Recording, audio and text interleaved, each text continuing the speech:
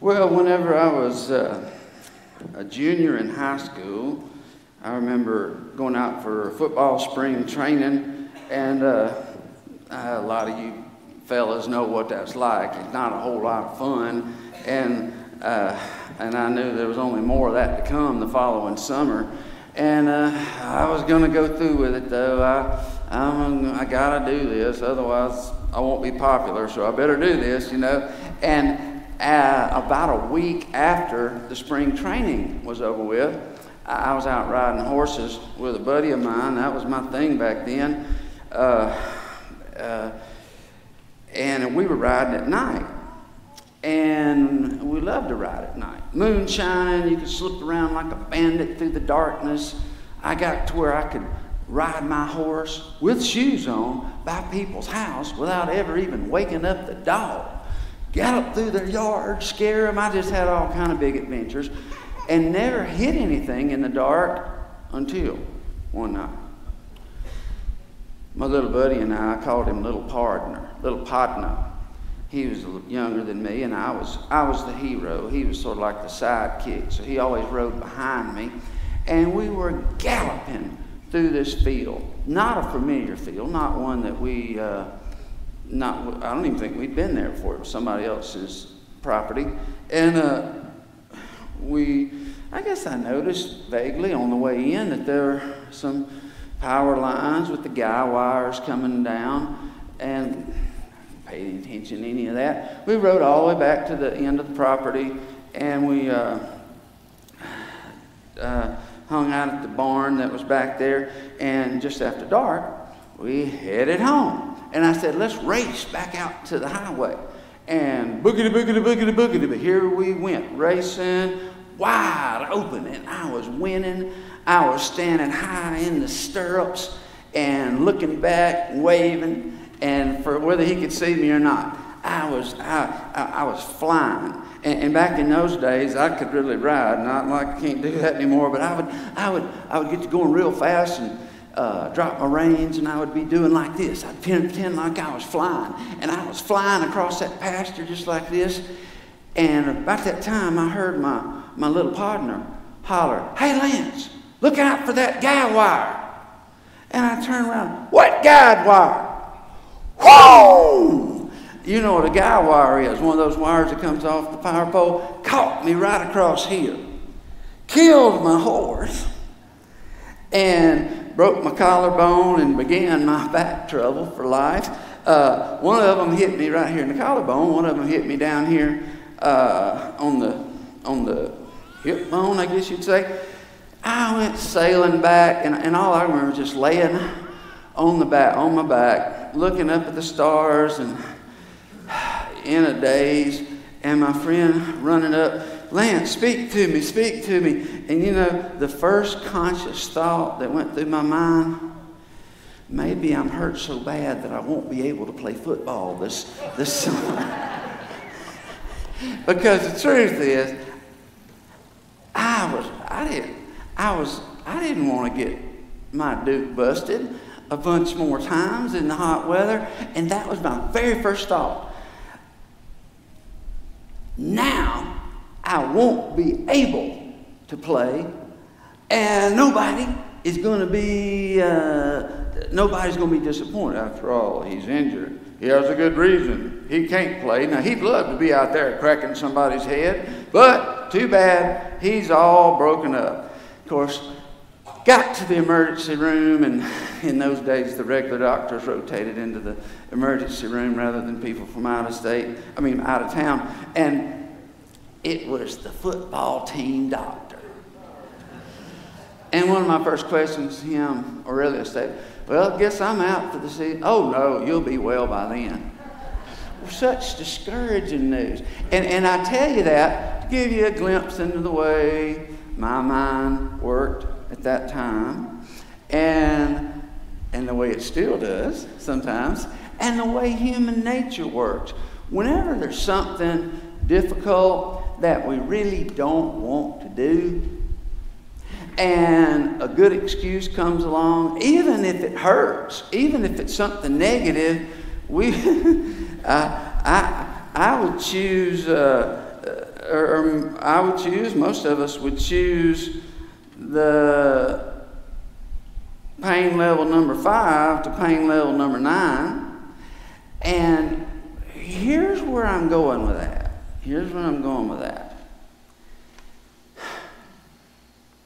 Once, Jesus came across a crippled man laying by the pool of Bethesda. I described the scene last week. Crippled, paralyzed. Jesus looked at him and realized he'd been that way a long time. 38 years this man had been crippled. And so the whole reason, why else would he be there? He's there trying to get healed because the understanding was, the people's belief was, or that every so often, you never knew just when, an angel would come down, touch the water, and when that happened, whoever jumped into the water first would be healed. So he'd been there 38 years trying to do that. Jesus walked up, looked at him, and asked him this question. Do you want to be made whole? Do you want to get well? On another occasion, in the book of Mark, Jesus said something similar to a blind man. Very obvious what the man needed. He was blind. He needed sight. But Jesus asked the blind man, what do you want me to do for you? What do you want me to do for you? Now, you as a bystander would think, well, Jesus, isn't it obvious? Isn't it obvious what the man would want? The blind man said, I want to see. Well, here's what I want you to see. Not everybody who claims they want to see really wants to see. And not everybody who says they want to be made whole really wants to be made whole. And I'll say first about those who don't want to be made whole or healed. And we're not just talking here, not by any means. We're not talking about just sick people. I mean, I guess that would apply to a few people here and there. But this is something that applies across the board. Anybody, which means everybody, anybody who's got anything in any problem, anything in their life that holds them back, anything that is in any way a handicap, anything that steals your joy, anything that keeps you from experiencing a more abundant life, anything that is keeping you or preventing you from having a fuller, healthier, more whole relationship with God. Everybody, at least most everybody in church, will tell you, of course I want to know God better. Of course I want a closer relationship with Him. And you know what? Jesus is likely to say, well, what Jesus said, let me phrase it better than that. What Jesus said to the man in Mark, what do you want me to do for you? He's asking all us that today. Jesus, what do you want me to do for you? I want to see. I can tell you that if we just look, first of all, at the category of spiritual issues, spiritual dilemmas, spiritual handicaps, there are plenty of people in this world, I bet you know some of them, maybe you are one of them, who will tell you, oh, I want to believe, but I can't because there's something that doesn't make sense to me about Christianity here. And because I don't understand that and I can't get a clear answer on that, I'd like to, I really want to, but I can't. Just like I can't go out for football now. I would, But I've got this handicap. I've talked to people who say, it's almost like I've got a spiritual handicap. It's like, it's like when God made me, He left out over half of my spiritual wiring or something. Religion, spirituality just doesn't come easily to me. Faith does not come easily to me. Oh, now let me make a point. That, to a degree, is true. That is true. Faith, trust, is easier for some people than others for a variety of reasons. Some people, just by their nature, just by the way they're put together, they're just not into philosophical, theological issues. They may be very intelligent. It's not a matter of intelligence. It's just, that's just not where their mind goes. That's not what they're into. And there are people who, because of the way they're wired, they're built to be so pragmatic. This is often the case with engineers, mechanics, computer people. They're trained to do everything in a very linear, logical sequence. Everything has its place. Everything makes sense. And faith does not work that way, because in faith, we don't have all the answers. That's why it's called faith. It's like a jigsaw puzzle. Some of you have seen my jigsaw puzzle illustration before, but suppose you had a 1,000-piece jigsaw puzzle, and some mean little kid just reached in and scooped up a double handful of the pieces and hid them under the bed, and you then get together with a family and you're trying to put together the puzzle and all the pieces aren't there. It's very difficult to do. Well, there is a sense in which, when it comes to faith, constructing our image of God, when I say our image of God, I mean our understanding of God.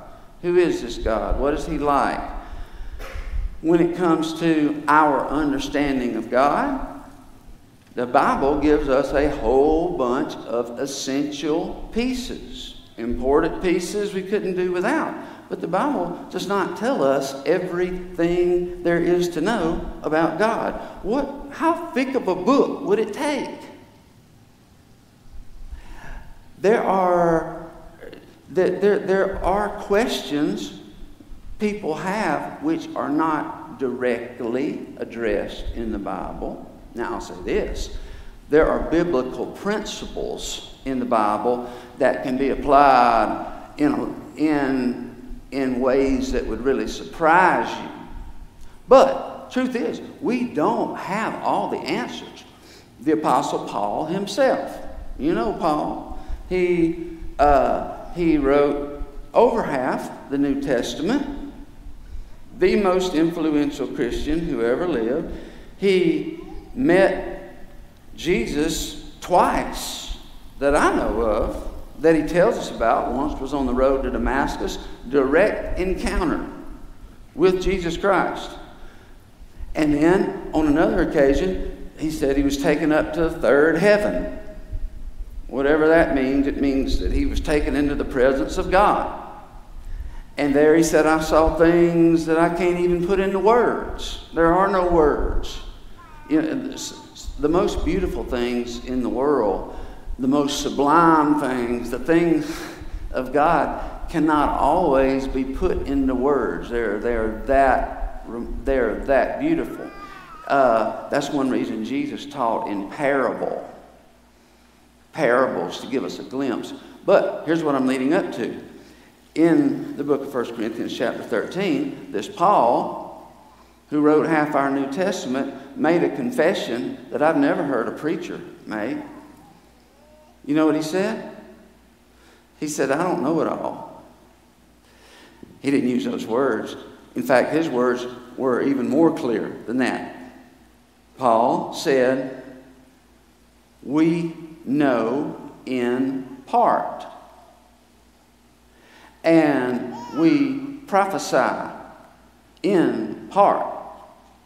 That means when I'm writing and when I'm speaking, I do so with a partial knowledge.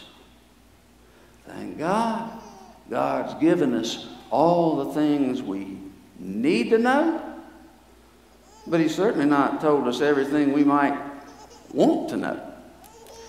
So I just want to say it this way. If Paul understood only in part, if there were questions to which he didn't have answers, should it be any surprise that you and I also have questions for which we don't have answers? And some people can accept that, some people cannot. But here's the bottom line. The Bible says faith is the substance of things hoped for. It is the evidence of things unseen. Let me put it a different way. One of my mentors used to say this: the measure of your faith,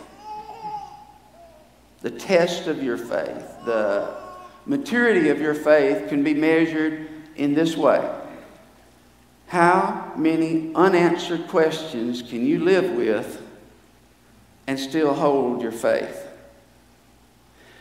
Faith is about holding on to a God we don't totally understand. It's about following a Savior who's going to lead us through experiences which, at least at the time, often don't make sense. As I look back on my life, I find that I truly do understand it better by and by. But there are many times when you're in a position of hurting, you just lost something, you just got slammed, you just hit the guide wire, and you're laying there seeing the stars. It doesn't always make sense. Faith, that's why faith is something that has to be developed. Faith is developed over time as we learn one experience at a time that God can be trusted. I must have gone through hundreds of experiences during my years as a Christian when something hurt really bad, or I was terribly confused, my plans had not worked out, things didn't go how I hoped. There's even been a time or two when I took a step, a big step, believing that God was leading me to do it, and it turned out terribly. But here's the most important thing I can say to you. Anytime you find yourself confused with God and His ways, anytime you find yourself doubting, skeptical, and feeling a little angry and rebellious, I'll just give you two words. Stay tuned. Stay tuned. Think of your favorite movie. An episode of one of your favorite television shows. The way it works is, by the way, there's no such thing as an interesting movie without problems.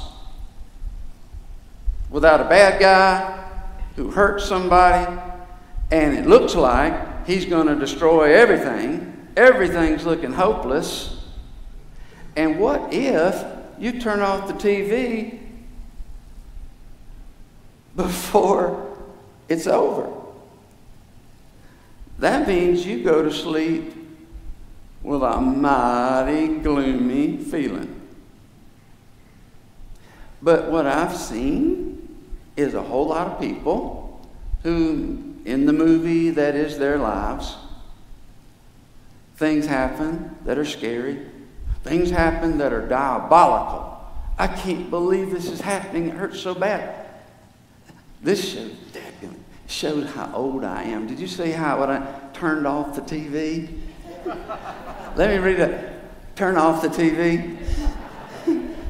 Stay tuned. Stay tuned. Because I've found over and over, it takes time, but what I've found over and over is that if I will stay tuned long enough, I will discover by and by, sometimes in a week, sometimes in a year, sometimes in 10 years, I'll look back, and as you know, hindsight's 20/20. I understand it better. And the deal is, here's how it works. Faith is something you have to develop. And the way you develop it, the way you exercise, faith is a muscle. It's like a muscle. In more ways than one. I want to show you two parallels between faith and a muscle. We'll say a bicep, okay? Well, everybody's got a bicep, but not everybody naturally has a great big strong bicep. And in the same way, all of us are given, the Bible says He's given to each a measure of faith. Some faith. But we don't always get, but not all of us are given the same amount of faith. Because, as I said earlier, sometimes some of us are just born, we're wired in such a way that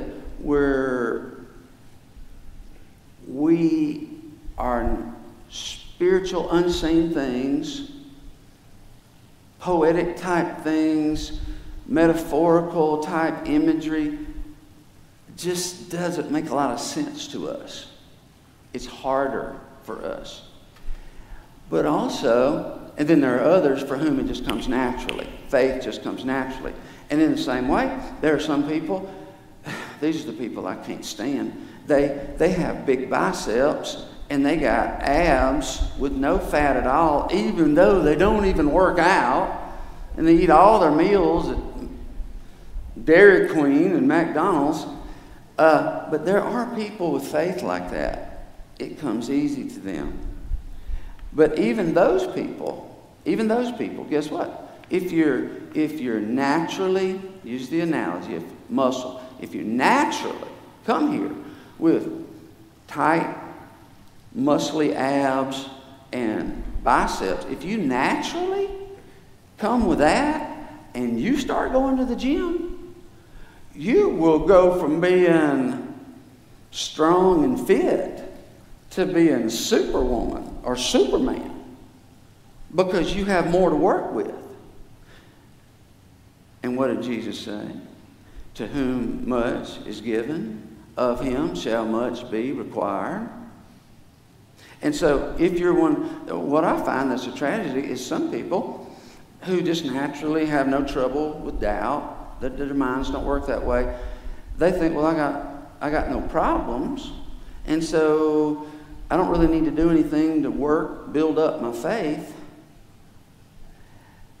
And so where they have the potential to develop mountain-moving kind of faith, they settle for something far less than what they could have had. Now, the other side of that is that there are some people who are the people who were born without muscle, and those are the people who tell you, I can never be an athlete. I can't even be in shape. I can't even be healthy. I'll never even be able to put on a swimsuit in public because I'm not natural that way. Even those people, they have potential they're not taking advantage of. There are exercises. There are disciplines. There are things they can do to take the little physical ability they have and build it into something bigger. But some people, because they don't have much, they conclude, well, forget it. I just won't have any. But I'll tell you, when it comes to faith, when it comes to building your faith, a little is a whole lot better than nothing. Because Jesus said, if you have faith the size of a grain of mustard seed, which is teeny tiny, you can do great things. And that's why I've got to say, if spiritual issues are your weakness and religion's never worked for you, I got to ask you, do you really want it to work for you? Now, I won't tell you that it will work for you if you do things the way I do them, or the way Michael or Milo does them, because each of us is in what's the word I'm looking for? Each of us is unique. We're all a little different, but we can all do something to build our relationship if we really want to. So my question is, do you want to be whole? Whole. W-H-O-L-E. Whole. That's where we get the word holy. And some of you have heard me make this distinction before. Somewhere along the way, we got this idea that holy means perfect. Holy means I never slip up and say a word of dirt. Holiness means that I am completely in control of all my emotions, all my natural desire. No. There's none holy but God. Not in that sense. But the question is, do you want to be made whole? Whole means complete. Complete. Full. Do you want to live out your full potential?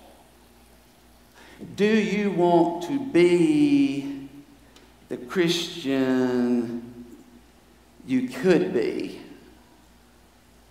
Do you want to grow in all the areas of the Christian life? Or are you really just looking for excuses to say, sorry, I just hit a guy wire and I'm in no shape for that? That's a silly example. Let me say it this way. Don't be content with simply saying things like that. I've tried faith, it doesn't work for me. Here's what a lot of people have tried. I'll say this. What a lot of people have tried and found that honestly did not work for them is that they tried one version of Christianity. Christianity is one of the most diverse religions on the planet. And it always has been. You can take any given controversial issue, you name it, things that Christians argue about, but also issues that unbelievers have trouble with because there are things that they were taught in church that they just cannot. It's like in their minds they feel like I would have to check my brain at the door in order to be part of that group. I would have to lie to myself and pretend that I believe something that I just can't bring myself to believe. Here's where we create that problem for people. Here's how. I say we because I've done it myself. I try my best not to do it anymore, but I've done more than enough to last a lifetime. It was done for me. It was done for many of you. Most churches, if you go in the Bible Belt, they'll have different architecture, different music styles, some formal, some casual. And so they can look very different on the surface. But when it comes down to the message itself, it's, for the most part, there are exceptions, but for the most part, it's the same old thing. And here's the message. This way that our version of Christianity, and by our version, I mean our little denomination. There may only be 50,000 of us in the whole world, but our denomination, we're the ones who got it right. And there's only one way to look at this issue, and it just so happens that we're the ones who got it right. Isn't that neat? And the sad thing is we're taught, many of us have been taught in those kinds of environments, you either embrace everything your preacher said and do not question any of it, or else you throw the whole thing away because it's all or nothing, baby.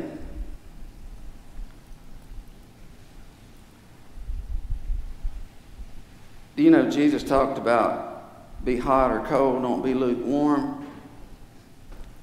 Do you know what the context of that was? Your devotion to me, your love for me. In your love for Jesus Christ, your commitment to Jesus Christ, be red hot. And if you're lukewarm, yeah, hard to drink lukewarm coffee. But he wasn't talking about the kind of stuff that we're talking about here had not even yet arisen yet in Christianity, where you get this where you get preachers with these very narrow versions of what Christianity is. Don't you question it. Don't you question it. And it's either this or nothing. And if you leave this that we're teaching you, you'll go to hell because everybody else has got it wrong. And that's the kind of stuff that is emptying churches of young people. Everybody wants it to be about music style or casual dress. And I'll be the first to say, yeah, it's good, casual dress. I'm for that. Music matters. Design matters. But the bottom line is the message. If you talk to most people who are atheists or agnostics, you will, and you ask them, why is it that you can't believe? What they will most often do, is they'll point to some doctrine they were taught growing up that was presented as this is the only way a Christian can interpret this. And they're not aware, nor is their well-intentioned pastor aware, that the truth is there are as many different views on controversial subjects, almost, I won't say as many as there are people, but you got Christians. In my office, I have a set of books called the Four Views, the Four Views series. And one of them is 4 Views on the End Times. and you have scholars explaining 4 different ways that Christians, Bible-believing Christians, interpret what's going to happen in the end. There's another one called 4 Views on Tongues. There are Bible-believing people, and each one of them presents his case and why he believes. There's one called 3 Views on Creation and Evolution. And there's actually more than 3, but it presents 3 different ways that Bible-believing Christian people read the Scriptures and understand this issue of creation and evolution. But in all these areas and a bunch more, if you are the person who says, I can't believe, I can't be made whole because what I was taught doesn't make sense to me, I'd have to lie to myself, I can't, I'm sorry, you need to do some more seeking. And you may have to seek outside the box. And you're going to find that there are Bible-believing, highly intelligent, highly educated people who interpret things in a variety of ways. And so to simply say, I can't believe what I was taught and therefore I can't be a Christian, that's a lame excuse. Seek and ye shall find.